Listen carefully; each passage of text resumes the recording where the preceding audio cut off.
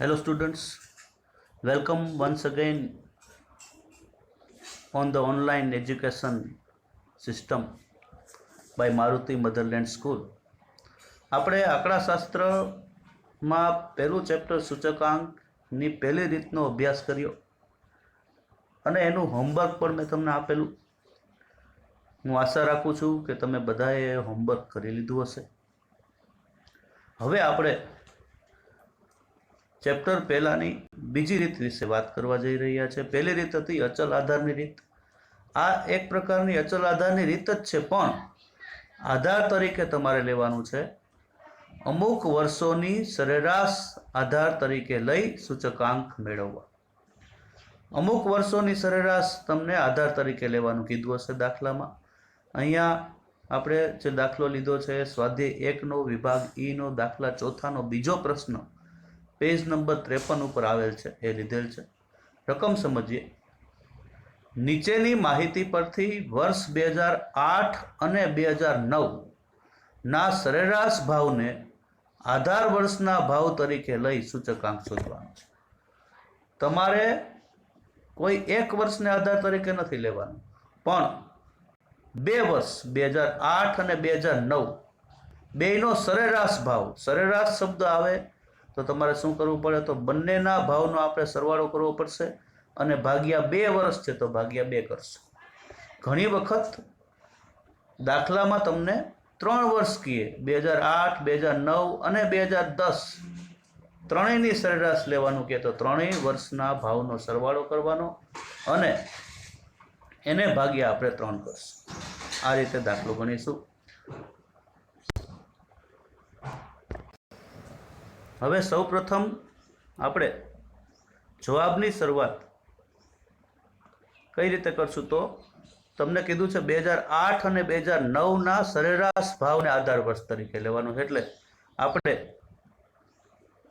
વર્ષ 2008 અને વર્ષ 2009 નો સરેરાશ ભાવ મેળવીશું.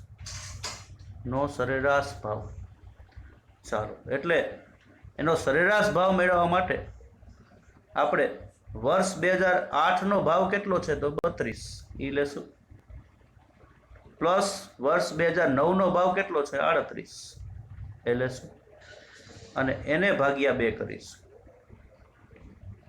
તો 38 વત્તા 32, 38 ને 2 40 ને 30 70 ભાગ્યા 2.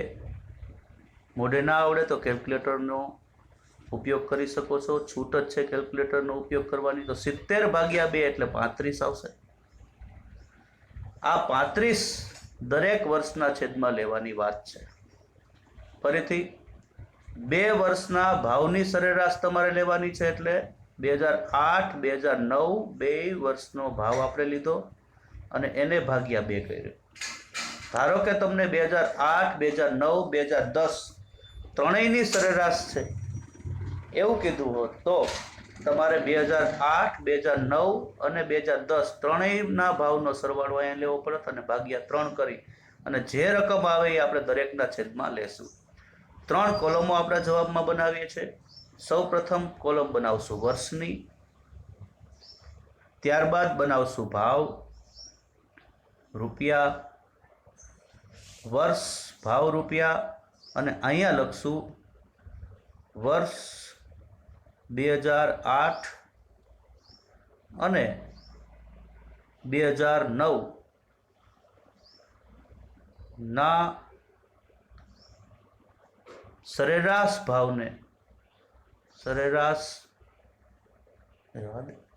ભાવને આધારે સૂચકાંક. આ રીતે આપણે જઈશું આગળ. સૌ પ્રથમ આપણી પાસે છે વર્ષ 2008. વર્ષ 2008 અહીંયા લખીશું. વર્ષ 2008નો ભાવ કેટલો છે? 32. આપણી પાસે સૂત્ર કયું છે? તો સૂત્ર આપણી પાસે છે I બરાબર P1 ના છેદમાં P0 ગુણ્યા 100. પણ તમારે અહીંયા ચાલુ વર્ષનો ભાવ છેદમાં આધાર વર્ષના ભાવ તરીકે શું લેવાનું છે? 2008-2009 સરેરાશ ભાવને આધારે સૂચકાંક મેળવવાનો છે, એટલે 32 ચાલુ વર્ષનો ભાવ છે, છેદમાં આપણે લેવાનું છે આ બંનેનો સરેરાશ મળ્યો હોય એટલે કે ભાગ્યા 35 એને ગુણ્યા 100. આ રીતે આપણે જવાબ મેળવવાનો છે. એટલે કેલ્ક્યુલેટરનો ઉપયોગ કરશું. 32 ભાગ્યા 35 ગુણ્યા 100, 32 ભાગ્યા 35 અને એને ગુણ્યા 100. જે જવાબ તમારી પાસે આવ્યો 91.42 જવાબ આવે છે. તો પાછળ 8 છે તો આપણે લખશું 91.43. એટલે અહીંયા લખશું 91.43. એટલે તમે જોઈ શકો છો અહીંયા આપણી પાસે 91.42 ત્રીજો આંકડો 8 હતો, તો આપણે બીજા આંકડામાં એક ઉમેરવો પડે છેલ્લે, તો 91.43 એ આપણે જવાબ અહીંયા લખ્યો 91.43. હવે આપણે વર્ષ 2009માં આવીએ.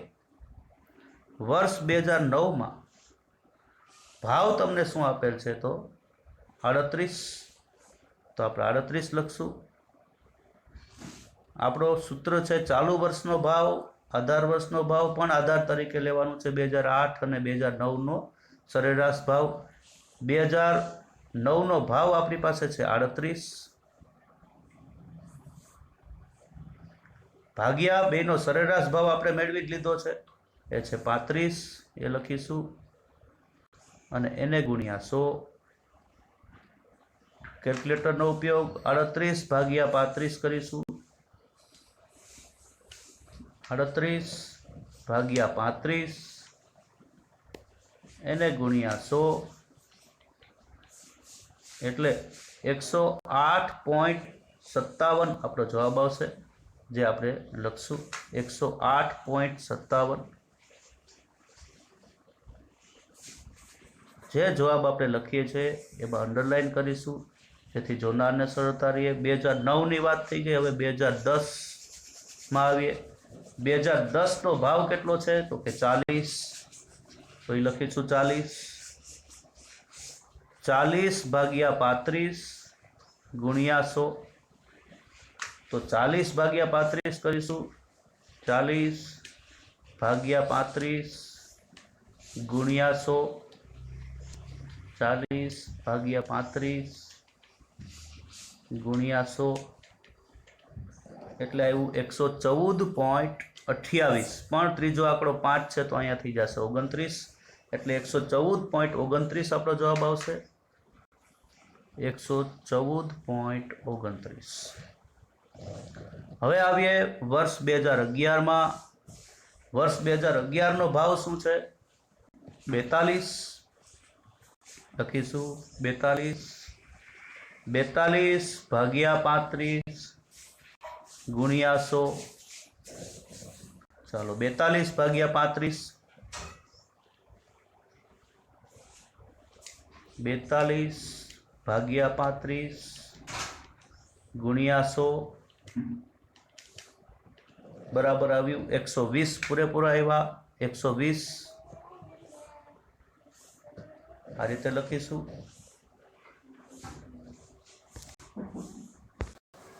હવે આવીએ વર્ષ 2012. વર્ષ 2012નો ભાવ આપણે જોઈએ રકમમાં 45.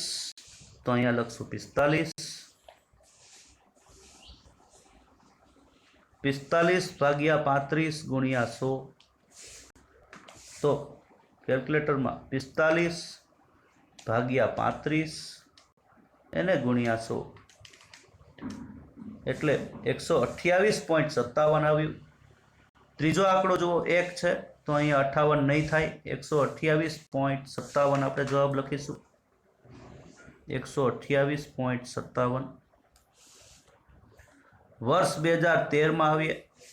વર્ષ 2013 ભાવ શું આપેલો છે? તો 60. તો એ 60 લખશું આપણે. 60 ભાગ્યા 35 ગુણ્યા 100. ચાલો, 60 ભાગ્યા 35 ગુણ્યા 100. 60 ભાગ્યા 35, 60 ભાગ્યા 35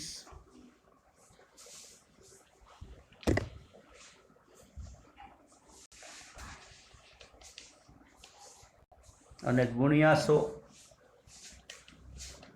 એટલે આપણી પાસે જવાબ આવ્યો 171.42. પણ ત્રીજો આંકડો જુઓ 8 છે, તો 171.43 એ આપણો જવાબ આવશે. એટલે 171.43 એ આપણો જવાબ આવ્યો. હવે આવીએ વર્ષ 2014માં. વર્ષ 2014 એનો ભાવ તપાસીએ. વર્ષ 2014નો ભાવ રકમમાં આપેલ છે 65. તો 65 લેશું.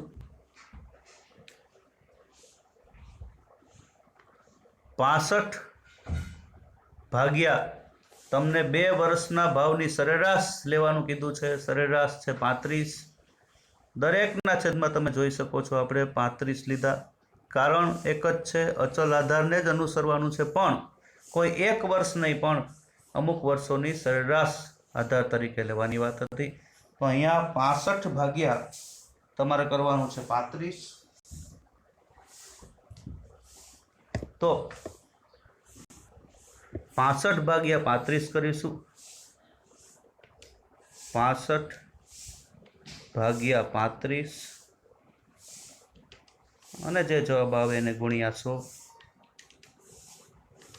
તો અહીંયા તમારી પાસે આવ્યું 185.71. જુઓ ત્રીજો આંકડો 4 છે, તો આપણે 185.71 તમારો જવાબ લખીશું.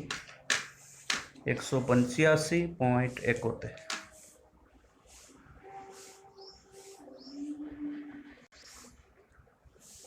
આ રીતે આપણે બધા જ જવાબ મેળવ્યા, અંડરલાઈન કરી અને ત્યાં દાખલો પૂરો કરશું આપણે. હવે ફરીથી કહી દઉં છું, તમને અહીંયા 2 વર્ષની સરેરાશ કીધી હતી, તો આપણે દરેકના છેદમાં આ 2 વર્ષની સરેરાશ મેળવી પહેલાં તો, અને એ દરેકના છેદમાં લીધી. જુઓ બધાના છેદમાં અહીંયા આપણે 35 જોવા મળે છે. દરેકના છેદમાં 35 આપણે લીધી. પણ તમને 3 વર્ષની સરેરાશ કહીએ તો 3 વર્ષની સરેરાશ લેવાની કેવી રીતે? ત્રણેય વર્ષના ભાવનો સરવાળો તમને ધારો કે કીધું હોય કે 2008, 2009, 2010ના ભાવની સરેરાશ, તો ત્રણેય વર્ષના ભાવની સરેરાશ લેવાની કેવી રીતે? તો ત્રણેય વર્ષના ભાવનો સરવાળો ભાગ્યા 3 કરવાનો. જેટલા વર્ષ કે એટલા વર્ષના ભાવનો સરવાળો અને વર્ષની સંખ્યા વડે તમારે એને ભાગવાનું રહે, અને જે રકમ આવે એ દરેકના છેદમાં લઈને દાખલો ગણીશ. તો રીત નંબર 2 હું આશા રાખું છું આપને ક્લિયર થઈ હશે. હવે એને લગતું હોમવર્ક તમને હું આપીશ. ન સમજાય તો આ વિડીયો વારંવાર જુઓ, જેથી કરીને સરળતાથી સમજાઈ જશે. નેક્સ્ટ વિડીયોમાં આપણે આગળની રીતમાં જશું. Thank you very much.